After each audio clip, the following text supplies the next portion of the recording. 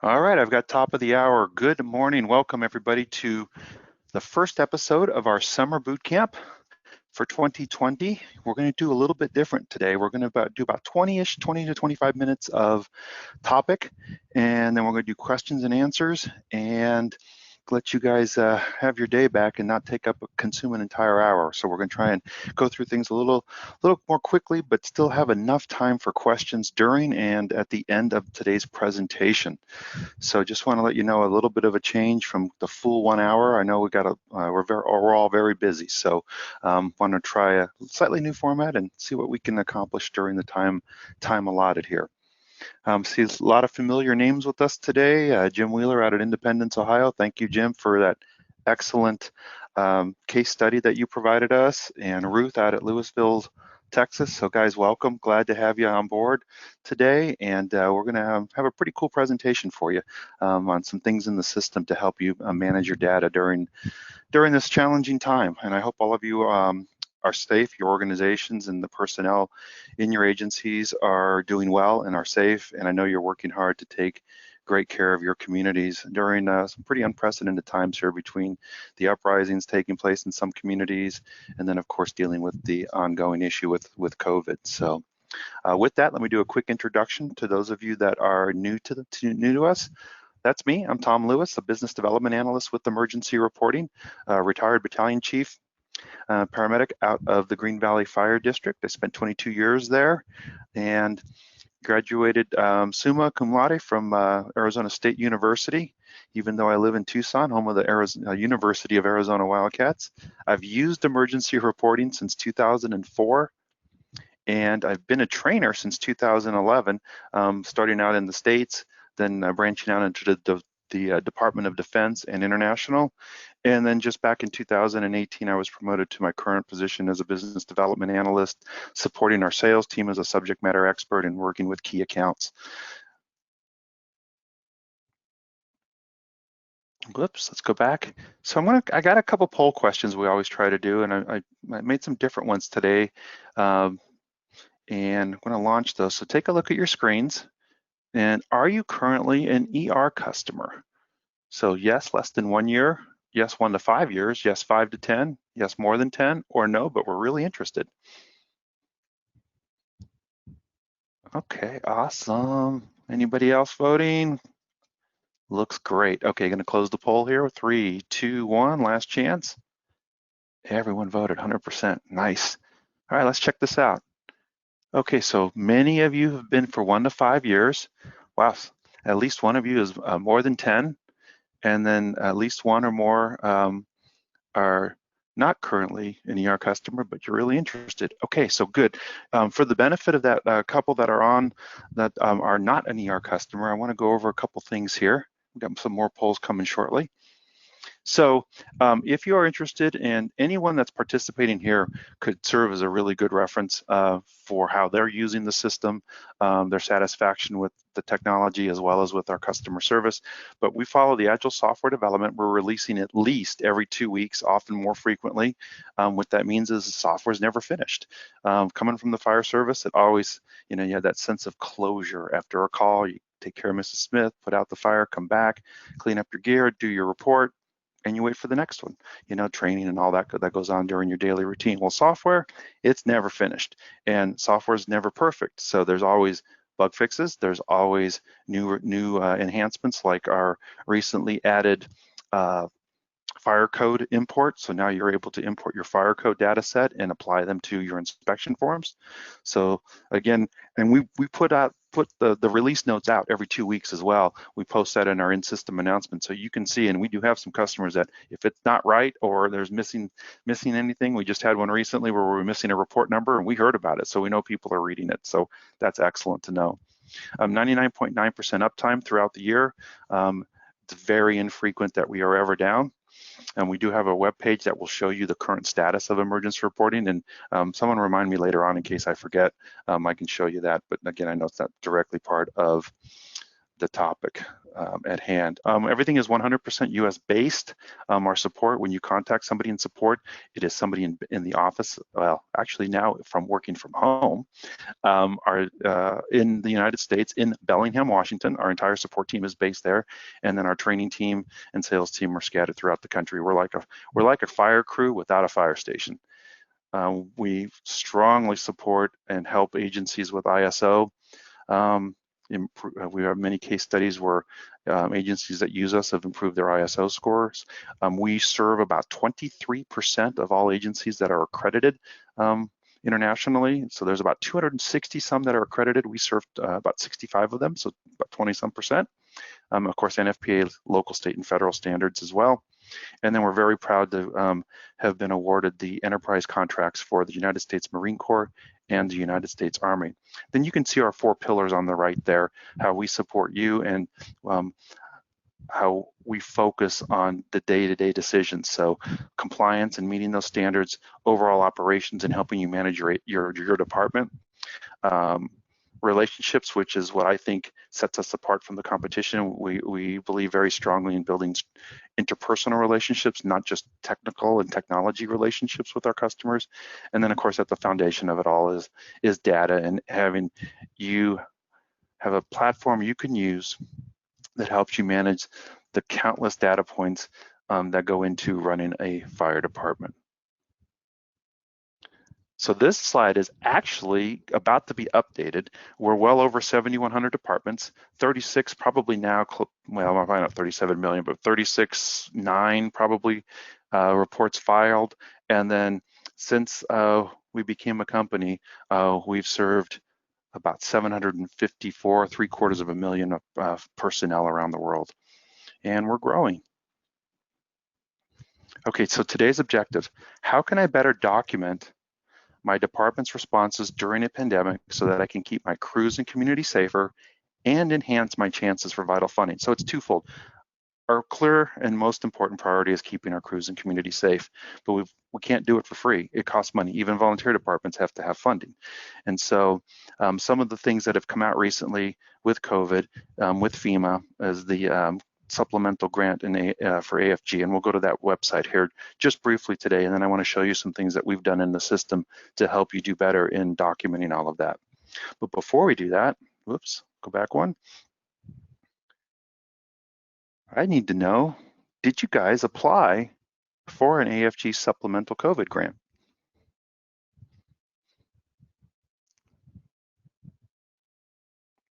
And so yes, we definitely did. No, we didn't have the resources to commit, or wait, there was a grant for COVID? And that's okay if you didn't know, because I want to show you where that is. Now that particular grant is closed, but you want to be ready for the next opportunities that come into play. Everyone's voted. Let's take a look. Okay, so half of you, excellent, half of you have applied. And then if you want to type in, I don't know if they've announced all the awards yet, but if you have been awarded a grant, just type that in the chat or as a question, and I'll announce that to let everybody know your success in that for the COVID grant. Then quarter of you didn't have the resources to commit, common in many departments, and then some of you didn't know there was a grant for COVID, so that's okay. All right, thank you for participating in that second poll. And I have one last question before we proceed. So thinking ahead, we're facing challenges right now, and thinking of your agency, what's going to be the biggest challenge that you expect to face over the next, say, 18 months to 2 years? And if it is something else, so budget issues, data management, community safety, crew safety, or something else, if it is something else, just type that in as a question and I'll share that with the group.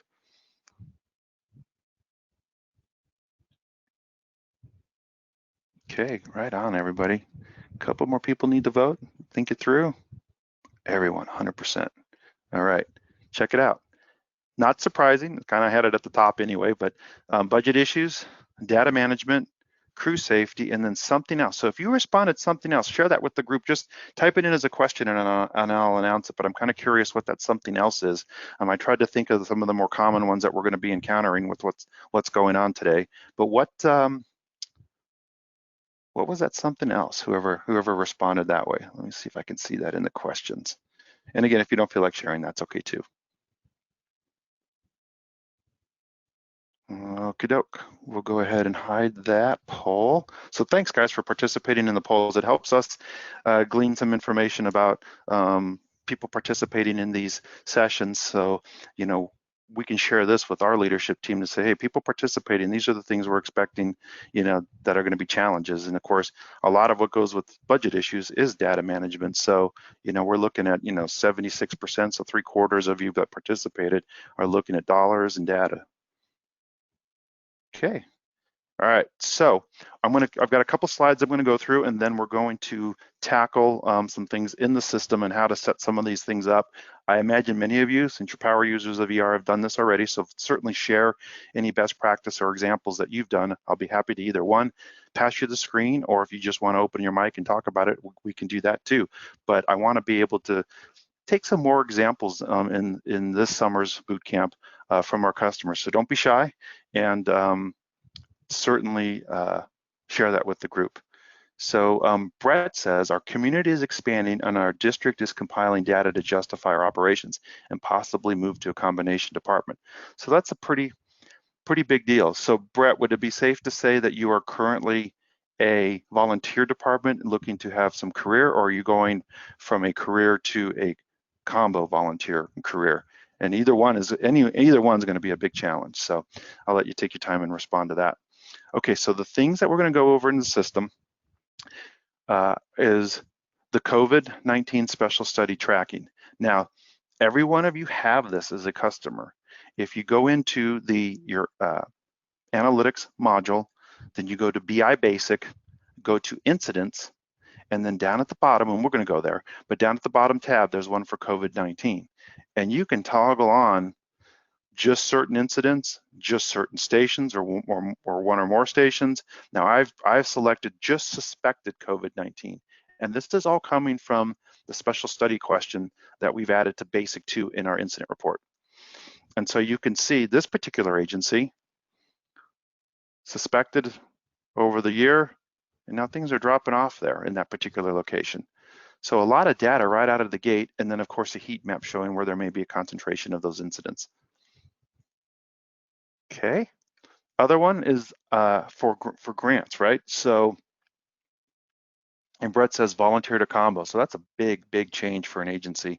And yeah, that's a pretty big deal. So it'll be interesting to follow that, Brett, to see how you make that transition. And of course, the numbers are going to drive that, right? It's one thing to feel it and to know it. And a lot of us have that intuition. A lot of us have that, okay, we've been with our organization for a long time, and we kind of know what, we know we need to replace this truck. It's getting old. But the people that control the purse strings are going to want the data. How often was it out of service? How much have you been spending on it? If you don't have that, it's going to make your case tougher. And thankfully, you've got a system that'll help you do that.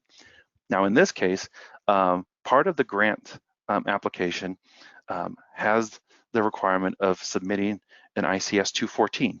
And typically an ICS 214 form, FEMA form, is used for your multiple operational period incidents, wildland incidents, long-term hazmat incidents, campaign fires, things that are more substantive than your typical, basic bread and butter call, typical structure fire, residential structure fire, EMS call, motor vehicle collision. But they want to see what you're doing throughout the day and to justify why you need the grant funding. And so it's kind of a pain to fill this form out when you're looking to fill out section 7 here. So what we did, this is a unique report for emergency reporting, because if you run our reports, and I know all of you have, it's got the header, your logo, and all of that. Well, this one was designed to look just like and function just like an ICS 214 form that you would fill out manually. Now, there are still some things that have to be manually filled out, and we have a 3-minute tutorial that takes you through all of this. But essentially, the system will auto-populate some fields, such as the operational period listed here, based on what you enter into the date and time, and usually people are doing it for a single 24-hour period, okay? And then it will auto-populate other fields as well, and then you take this out into Adobe Acrobat Reader, because it does allow you to fill the form in Reader. You don't have to go spend money on a PDF editor, although I imagine many of you are pretty savvy with that anyway. And then you go ahead and fill in the other fields like incident name. This isn't an incident, it's C-shift on the 7th of July. The name, daily activity for FEMA grant, ICS position not applicable, home agency auto-populates. So things that aren't in bold here auto-populate.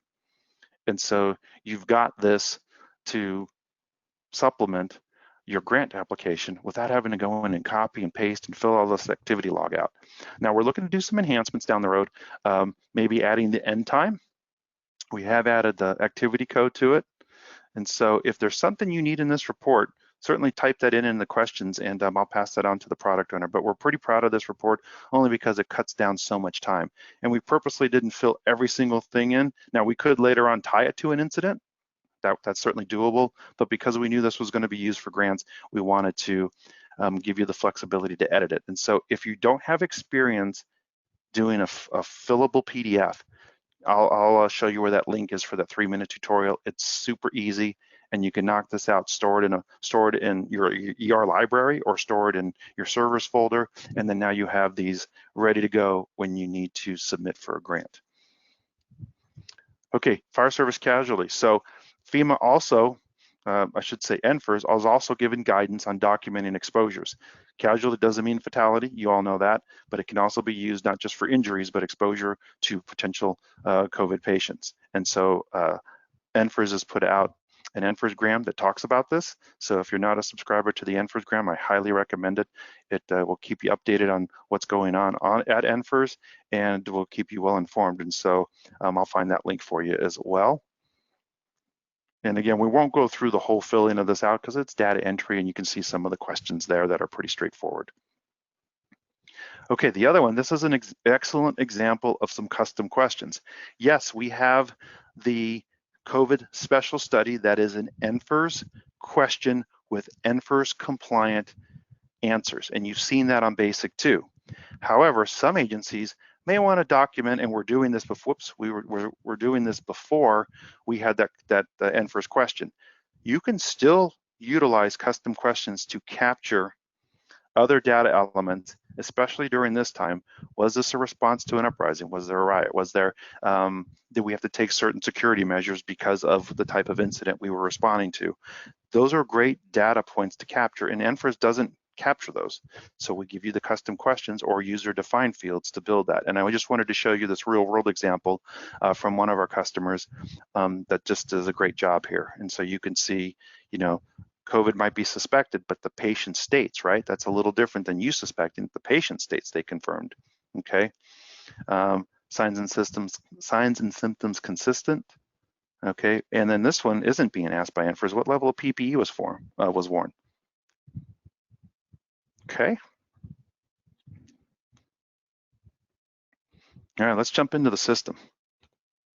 We'll give a second here for the screen to take me back to the web page. Okay, so first things first, I want to talk about the daily log. All right, here in the daily log, there's 2 things I want you to know about, okay, to make your lives easier. One, there are 6 things that will auto-populate here, okay? I'm gonna go to it, okay? If you haven't done so already in your account, you're gonna wanna go, one, you're gonna wanna build a super list for your daily log activity code list. This is not a super list, this is a demo account list. You probably have a fantastic example. One recommendation, prefix it. So if you've got a batch like for inspections as an example, put a little prefix in front so they're bundled together so the inspectors don't have to go find them alphabetically. This keeps them alphabetically tied together. Just as an example, I've seen some customers do a fantastic job with that. But the point I was wanting to make here is this. Make sure, if you haven't, that you've set, and if you need to create one to match it, no problem, a default activity code for each one of these 5 items. Now you're saying, well, 5, Tom said 6. Yeah, the 6th one is managed in the occupancy module, and I will show you that. But anytime you complete an incident, it will populate automatically with this activity code, training, completed maintenance, completed events, and completed rig check, okay? And so this all, the tie back here is to that ICS 214 form. So these things are populating in that form as well. And again, we're firefighters, the less data entry we have to do, the happier we are. And thankfully, if we've done it in another part of the system, say we've completed a rig check, it will automatically populate in our daybook. Okay, in occupancy, just to show you where that takes place, because it is very easily overlooked. So in occupancy, we go to settings, we go to inspection types. And in inspection types, when we go to edit it, you will see, yeah, I'm still used to the old way. I'm just got to learn the new way. It usually pops up with the window. This is even better. So here, this daybook activity code, when I go to edit it, I still have to click edit. And so this is going to look at every one of my activity codes. So make sure you create one that matches it. But you can see, 30-foot clearance. I would probably have one called INSP-30-foot clearance, because here you can actually create a unique activity code that specifically describes that inspection, which is super cool. So if you haven't done that, strongly recommend it if you're using our system in your prevention and community risk reduction division. Okay.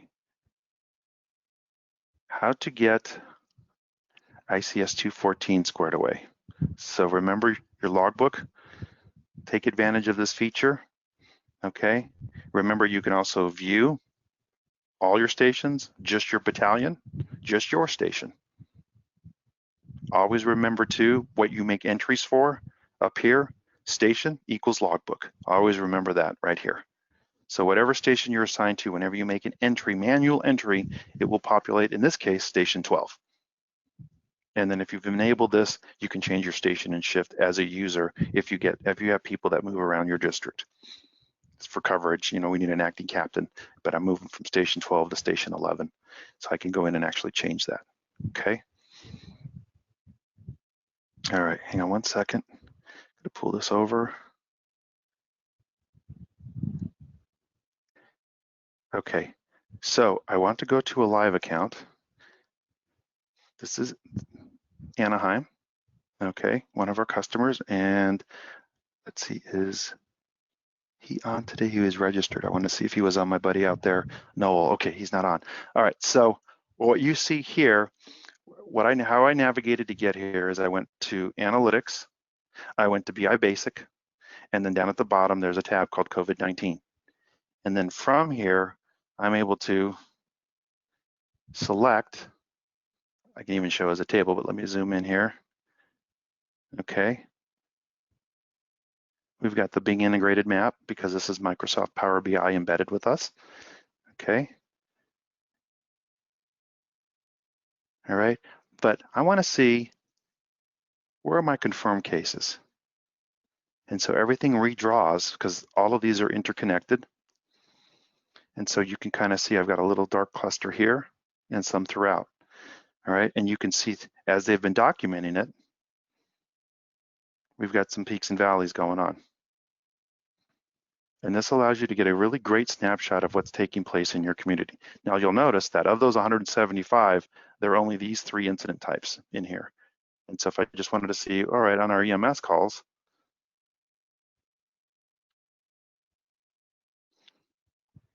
that are confirmed, okay, and then I can slice them here even further by apparatus, shift, station, zone, specific incident type, population density. So what I wanted to do was this, just my EMS calls, and just confirmed. So we'll give it, there's a lot of data crunching going on in the back with our data warehouse. So we'll give it a second to reload, and you can see that's what I wanted, 170, and those are on our EMS calls. I can look at the stations where they're peaking. Okay, and then if I want to see details, these are the list of the incidents. And I'm not going to show that because addresses, but it will show that on the details. And then if you get lost, just click reset and it takes everything back to the main page. That's BI. Any questions on that? Take a look here. Okay, cool. All right, next up is that ICS 214. So again, looking at this account, I think it's report 1797, but even if you don't remember it, you just type in ICS 214.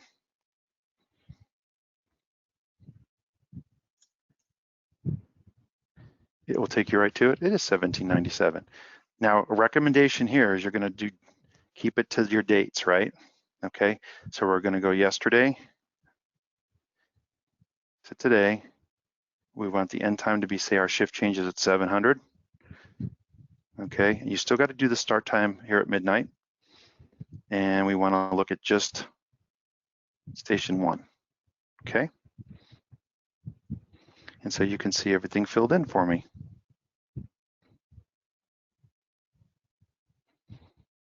And all you've got to do, bring this, and I'll do it really quickly here. I'm going to download it.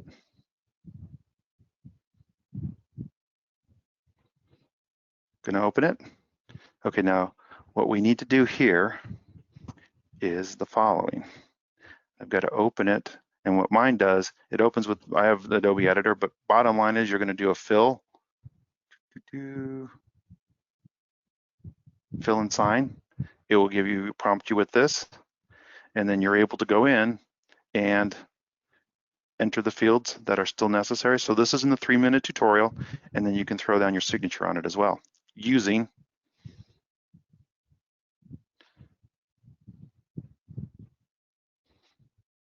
the reader. You can even bring in your own actual signature if you want to. And voila, we're done. So before I forget, because I will, because I need to show you this. Where's that 3-minute tutorial? Okay, it's right here. And you can get it through support, okay, through our support, but you can also get it through the YouTube channel. I don't even need to go there. I just want to show you. And we're going to go.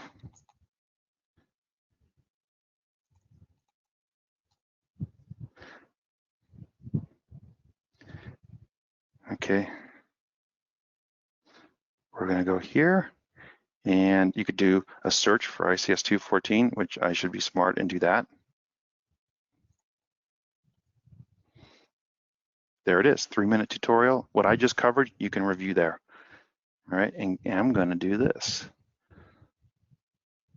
Check your chat, I'm gonna put this in the chat. And so if you need to share this with other members of your department, you can do that. Okay, there it is in the chat. Okay, next up, we're gonna do this. We're going a little longer than 20, 25 minutes. It always never fails. There's just too much to cover. Okay, second thing I wanna mention to you is on your casualty reports. And in the NFIRS GRAM, they have ones particular. I'll send you this link. So coding recommendations for COVID-19 response, they talk about the fire service casualty module. So that's what I want to show you here as we talk about documentation during this unique time. So that's in the chat as well, that link. And then so you go to an incident, basic 2.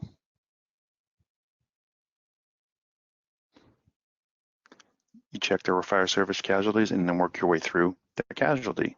Now, I'm a big advocate of, okay, we're emergency reporting, keyword reporting. You put data in, I got to get data out. So this is great. We'll put it in, it's pretty straightforward. Even me, a firefighter, can do it, but I need to get the data out. I'm a chief, okay?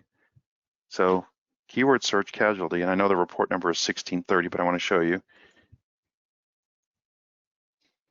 1630 is going to pull that data out for you, and then 315 gives you a summary.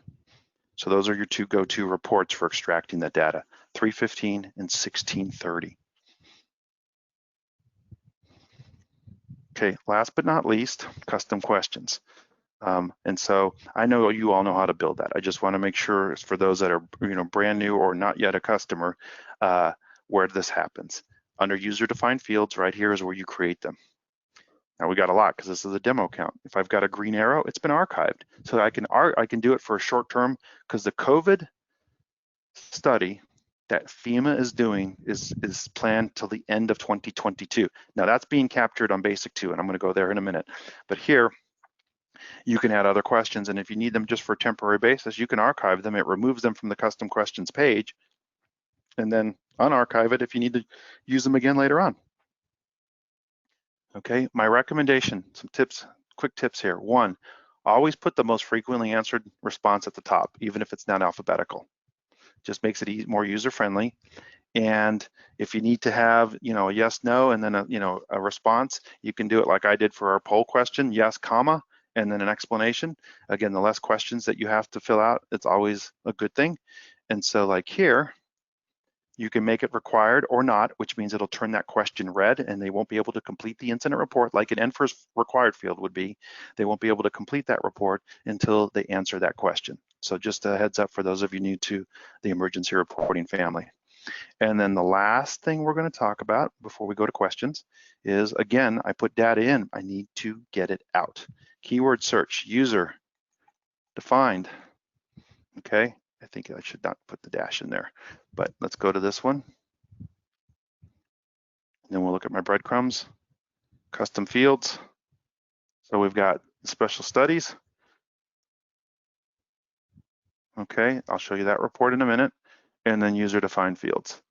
So these 5 reports, they're all excellent. I start out with 805 because it gives me that high level look at the report, at the count. How many do I have that are yes, no responses? And then I go into one of these other ones that give me an ability to deep dive and see more incident data about that. That really makes it helpful. So my example I always have given is my department got reimbursed whenever we sent a rider up in an ambulance. They wanted to have proof of, okay, when did you do that? And what was the incident?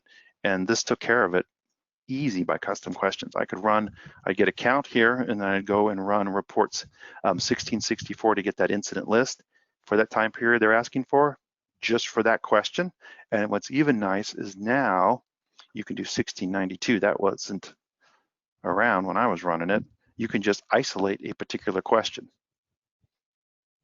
and just run it for a particular question. So please take advantage of those. And then last but not least, we're at the bottom of the hour.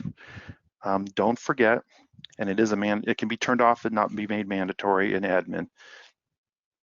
You've got this particular response here, special studies.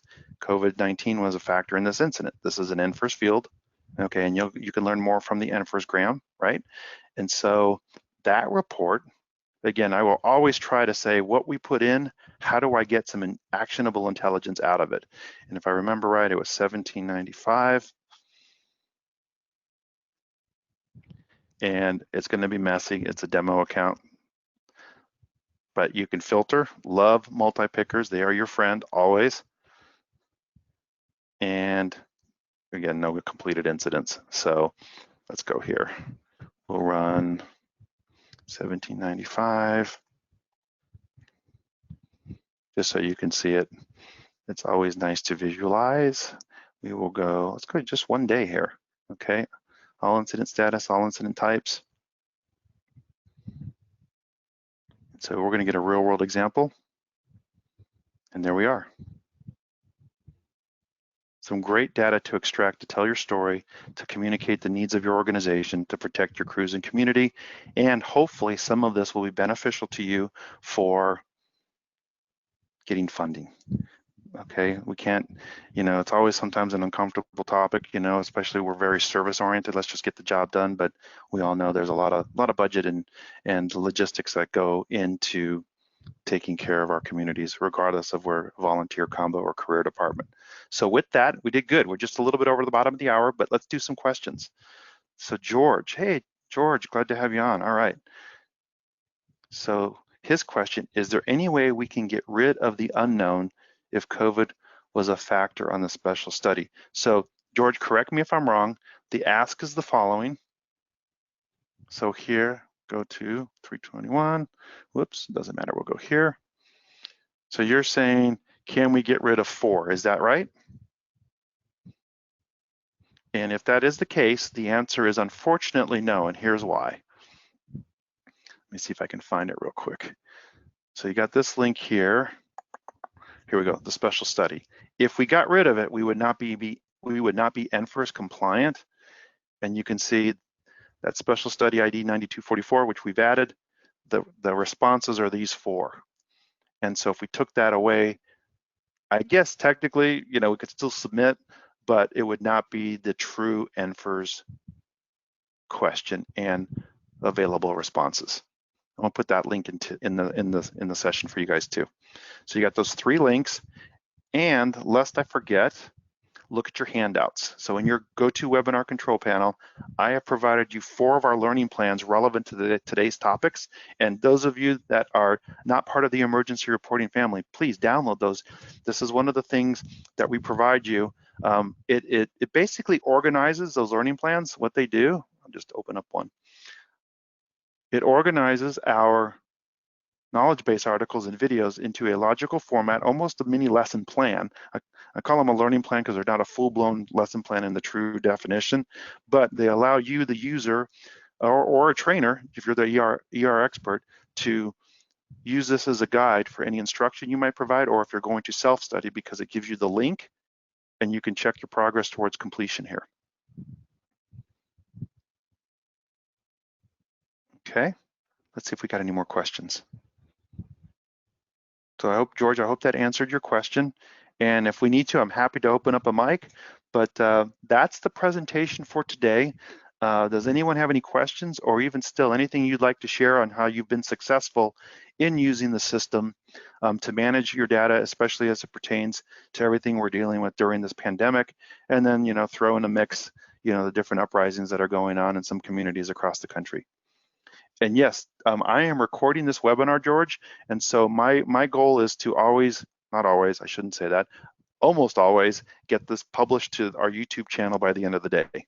Worst case will be tomorrow, so it'll be available there and published tomorrow. You're welcome. All right, everybody, what else can I answer today? So, you know, we're gonna have open questions for a few minutes and then I'll cut you loose. Anything else you have a question on?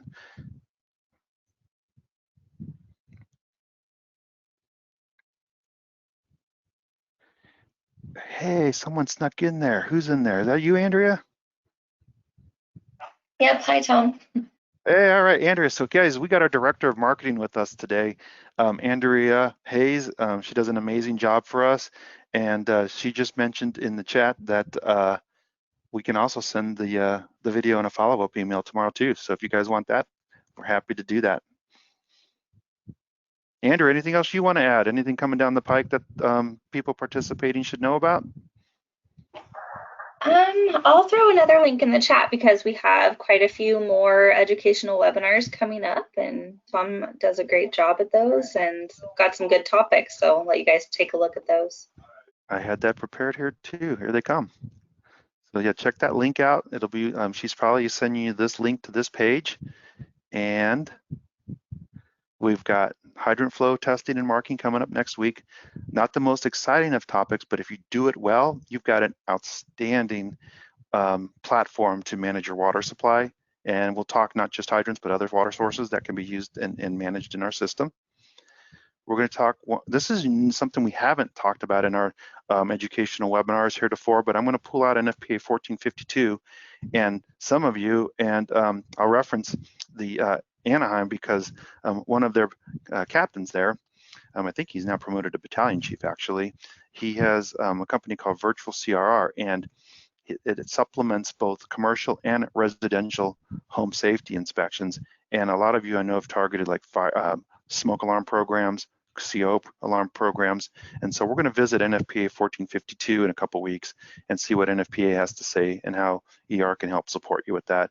And then we're going to bring in our BI team to do a little bit more of department data and what's going on with our business intelligence team, because they are working nonstop to enhance that whole part of our system. So yeah. Okay, let's see, we got any other questions? Okay. Well, thank you, Andrea. You snuck in there. I was just on a roll. So I'm glad you were able to join today. And like I said, guys, we're looking to go short, sweet, and strong on these, and cut you loose to have more of your time here. But again, we don't want to shortchange any questions that you might have. So if you've got them, last chance. Otherwise, look for this posted either late today or tomorrow. And can't thank you enough for joining us today.